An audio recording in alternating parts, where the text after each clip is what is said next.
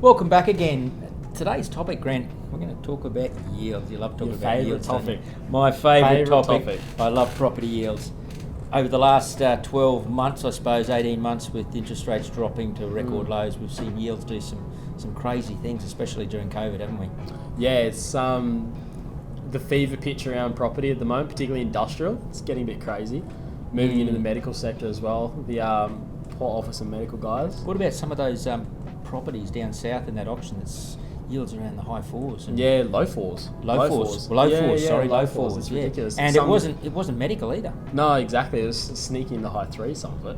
And that's kind of going across assets that really historically didn't ever get that low. You know, Large many format retail. years ago, Grant, I heard about that in Melbourne. They used to sell properties down there, used to sell in the low fours, and up here then we were nines, eights, nines, and we thought we'd look at the Melbourne market and go, that's crazy. Yeah. How could you ever get to a yield like that? Yeah. Now we're seeing it in Queensland. Yeah, exactly right. It's unbelievable. It's great for the investors that were sitting on property. It's it'll be interesting to see where the buyers go that hold the properties now over the next 3 to 4 years when releasing comes up, and whether the lease rates have kept up with the yields that they've bought at. And I think in times moving forward, we're also going to talk about where the rental market is and how that affects the yields. Like, people are buying on low yields now, where those rents are. Yeah. What happens if those rents go down, go up, and how that affects the yield, and obviously how that affects the value of property as well. Yeah, exactly. And I think that's where it's going to be interesting in the next few years to see.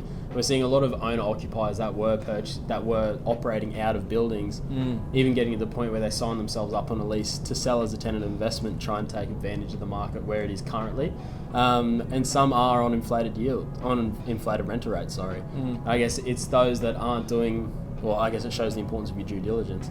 You need to make sure you're sitting down and comparing rental rates on the property you're purchasing to the average in the area and in the market to make sure you don't get caught down the track. Exactly, 100%. And that's what a lot of people need to do. They need to really be focused and talk to someone who knows rental rates in the area. Yeah. And, you know, the difference between paying hypothetically 500 a metre or 400 a metre, which is a 20% difference, how that can affect the value of your property drastically. So in time, look forward, we'll probably talk a bit more in depth about rental rates. No doubt. Let's talk soon. Cheers, guys.